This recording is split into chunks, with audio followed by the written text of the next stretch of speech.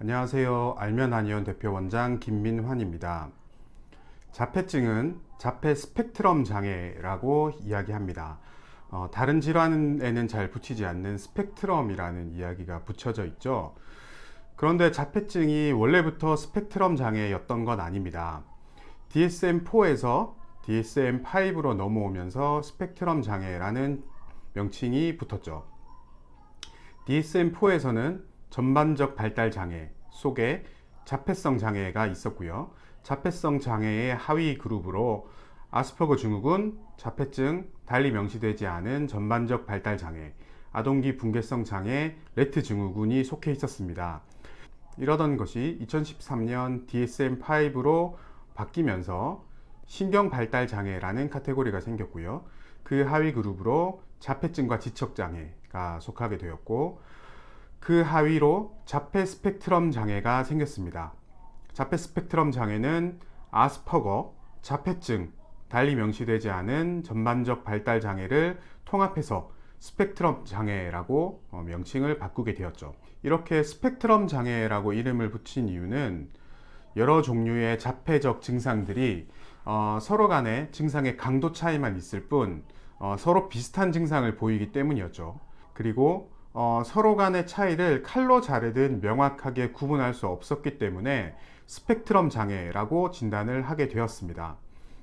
그런데 이런 자폐증 아이를 키우는 부모님들은 느끼시겠지만 분명 전형적인 자폐증과 가벼운 자폐증 아이들은 서로 다른 증상의 차이를 좀 보입니다.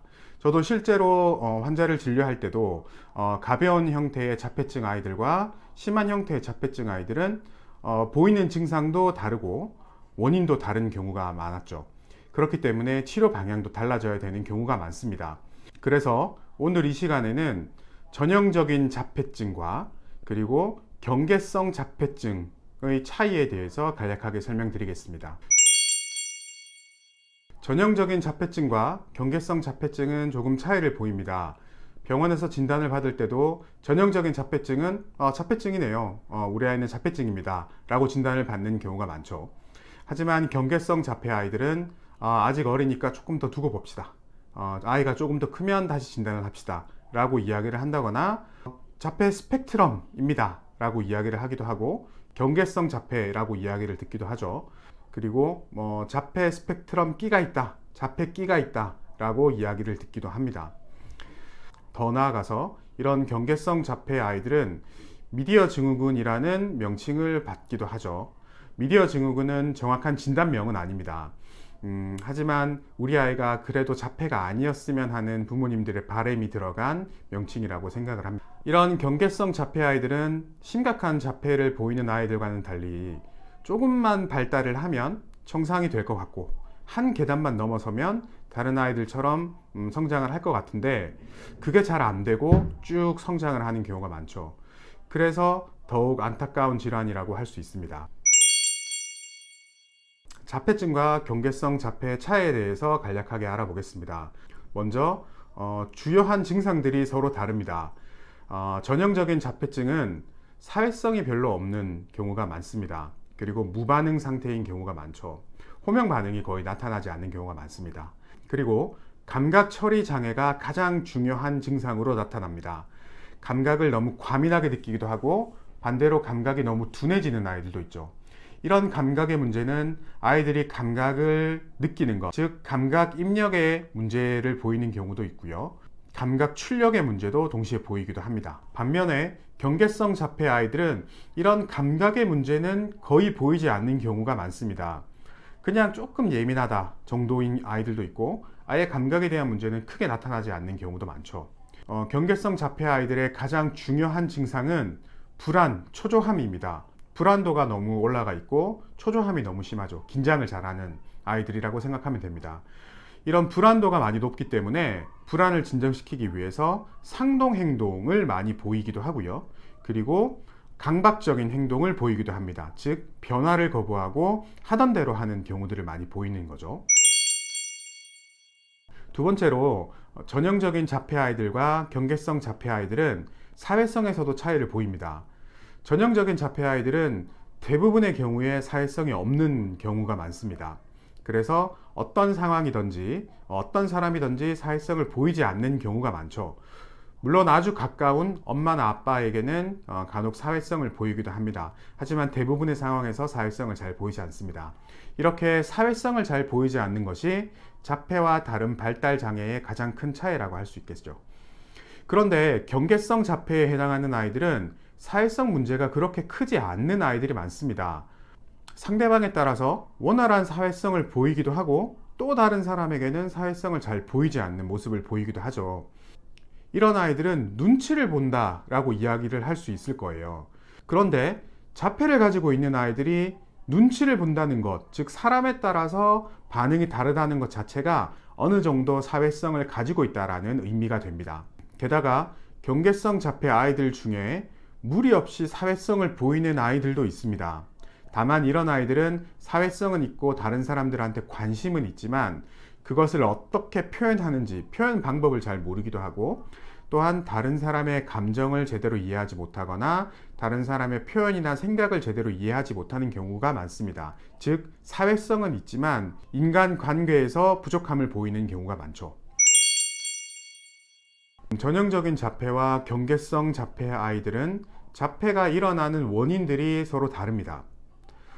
자폐 아이들은 퇴행 반응을 보이는 경우가 많죠. 전형적인 자폐 아이들은 대부분 퇴행 반응을 보입니다.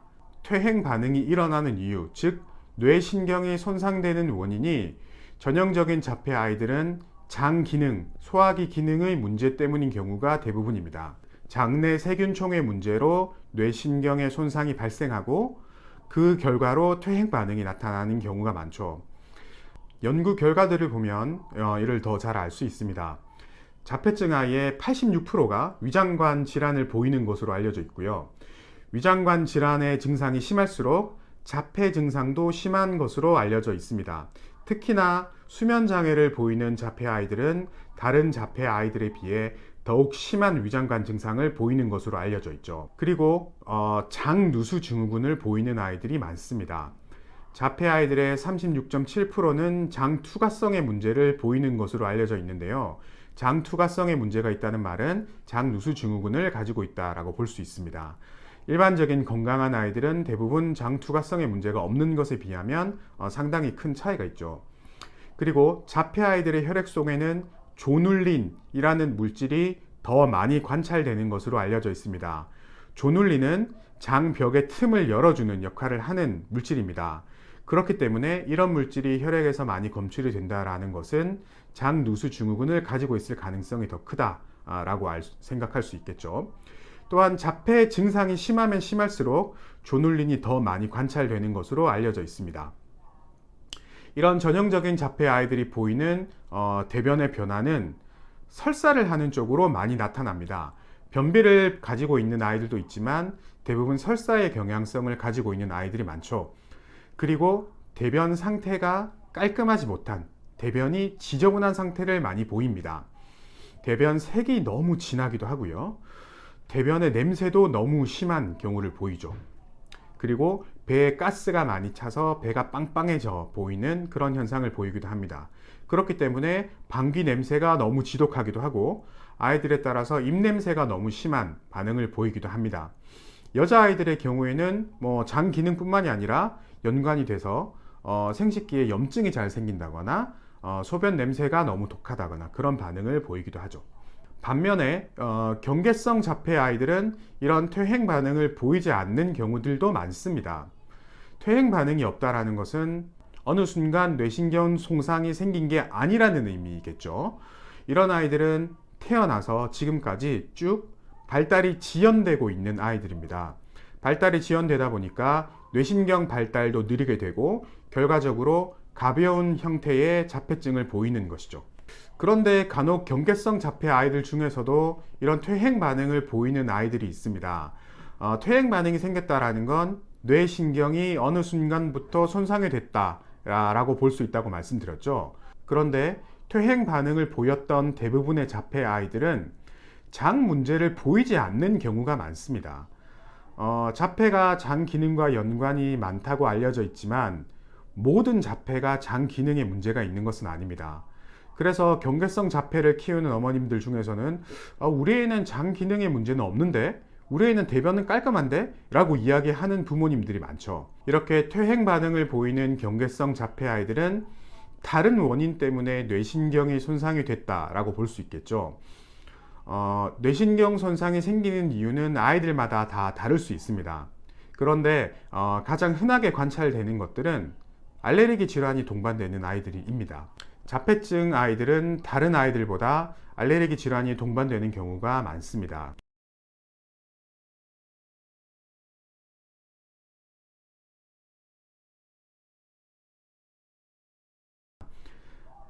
알레르기는 몸에 염증 반응을 일으키게 되죠. 호흡기에 염증 반응을 일으키기도 하고 피부에 염증 반응을 일으킵니다. 그런데 최근에는 이런 알레르기 질환들이 뇌신경의 염증 반응도 유발할 수 있는 것으로 알려지고 있습니다. 그렇기 때문에 자폐증을 가진 아이들, 또한 뇌전증을 가진 아이들은 다른 아이들에 비해서 알레르기 증상을 가지고 있는 경우가 많이 있죠. 경계성 자폐 아이들이 보이는 알레르기 증상은 비염으로 오는 경우가 많습니다. 아침에 일어날 때 콧물 재채기가 심하다라고 이야기를 하는 아이들이 있고, 잘 때 코가 많이 막혀서 잠을 자지 못한다라고 이야기를 하기도 하죠.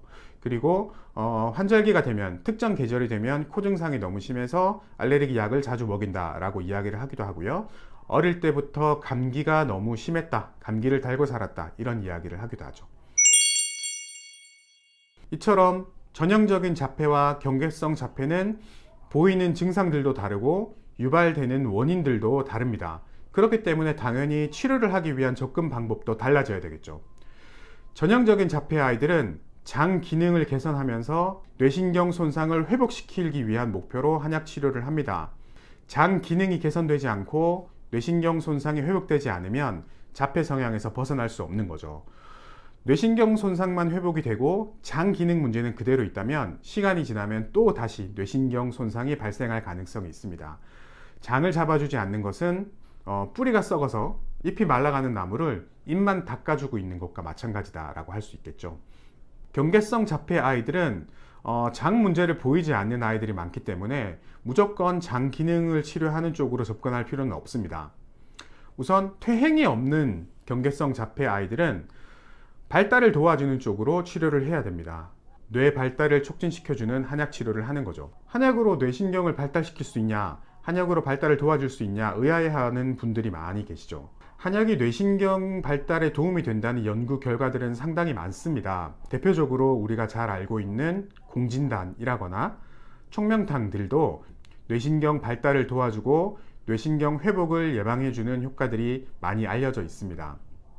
물론 저는 이런 공진단이나 총명탕보다 훨씬 더 효과적인 자폐치료 한약을 사용하긴 하죠. 중요한 것은 여러 한약들이 뇌신경 회복에 도움이 되는 것으로 알려져 있고, 뇌신경 발달을 촉진시켜주는 한약에 대한 연구도 충분히 많이 진행이 되어 있다라는 거죠. 그래서 퇴행이 없는 자폐 아이들, 퇴행이 없는 경계성 자폐 아이들은 발달을 도와주고 뇌신경 발달을 도와주는 한약 치료를 하게 됩니다. 반면에 퇴행을 보였던 경계성 자폐 아이들은 뇌신경 손상을 회복시켜주면서 뇌신경이 손상이 됐던 원인을 치료하려고 노력을 합니다. 예를 들어서 비염 때문에 뇌신경 손상이 진행이 됐던 아이들은 뇌신경 발달을 도와주면서 비염을 치료하기 위해서 노력을 하겠죠. 수면 문제 때문에 뇌신경 손상이 진행이 됐던 아이라면 뇌신경 회복을 도와주면서 수면 문제를 개선하는 쪽으로 접근합니다. 그리고 체질적인 열 때문에 뇌신경 손상이 진행이 됐다면 그런 열 문제를 개선하는 쪽으로 접근을 하겠죠. 아이마다 왜 뇌신경 손상이 발생했는지를 찾아서 그 원인을 개선해주고 동시에 뇌신경 발달을 도와주는 쪽으로 치료를 합니다.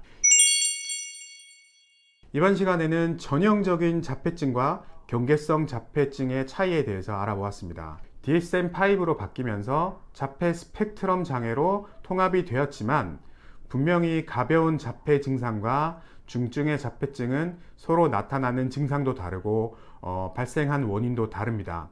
그렇기 때문에 그에 따른 치료도 당연히 달라져야 합니다. 우리 아이는 이 자폐 중에 어디에 속하는지 곰곰이 생각해 보시고 그에 맞춘 적절한 치료 및 관리를 해 주시기 바랍니다. 감사합니다.